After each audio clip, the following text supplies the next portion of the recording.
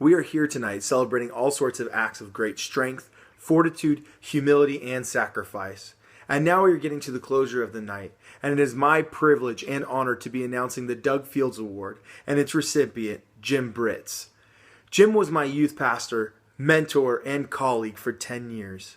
I'd consider him more like a father than friend. In my younger years, Jim sacrificed his personal time to invest in me qualities of manhood. He did this by meeting with me every week, and in the 7 years between being his student and colleague, he never missed a week. I've not only been the recipient of the kind of character that has won him the Doug Fields Award, but I am the product of his leadership and care.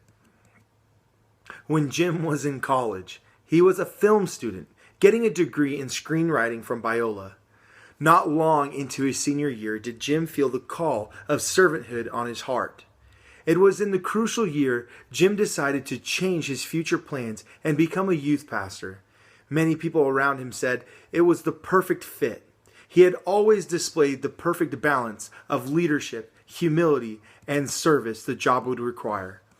But no one saw how far those qualities and his dependency on Christ would take him. Within his first year, Jim quickly became a leader in the community by serving at the local high school as the track coach and speaking regularly at high school events like Fellowship of Christian Athletes and Christian clubs. He was leading a new movement of youth ministry, one that took place outside the church doors. But it wasn't enough for Jim to just reach his community.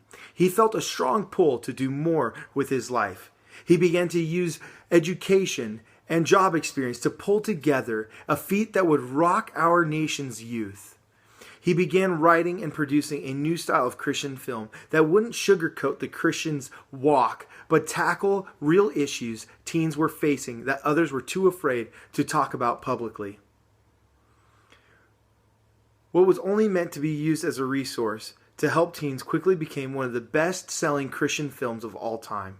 And as Jim continued to gain prestige for his contribution to the film industry, he remained humble and focused his time on his youth ministry instead of touring. But in the success of the movie, he saw yet another chance to serve. He began making influence internationally by teaching and training other youth workers on how they could impact their community outside of their church doors as well. Jim never saw his success as his own, but only as a success for the kingdom of God. We have seen his legacy already in full swing as lives are being saved left and right. The movie's website, To Save a Life, is flooded with testimonies daily on how the film saved their life. Like for Robert Hampton, he was going to commit suicide one night when an unlikely friend invited him to the movies. Instead of ending his life, he gave his life to hope and restoration in Jesus' name.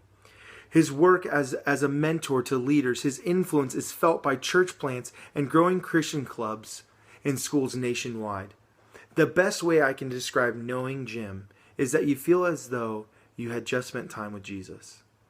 The Doug Fields Award goes to the most influential youth worker over the last 5 years. In the past, we have seen men like Duffy Roberts, Chris Brown, and Josh Griffin receive this prestigious award. In order to win this award, you must show a devotion to the kingdom that is represented by a legacy of outreach and service. One does not merely serve in youth ministry, but raises a new generation of leaders. It is easy to love your local hero, but when that special human rises up to impact a generation, that is when they are worthy of receiving the Doug Fields Award. Jim has healed the hearts of a generation, guided the salvation of many young men and women, and revolutionized a struggling ministry. In every way, Jim stands for what the Doug Fields Award represents. He is meek, a servant of all, and a leader whom we all want to follow. I am proud to introduce to you my mentor and spiritual father, Jim Britz.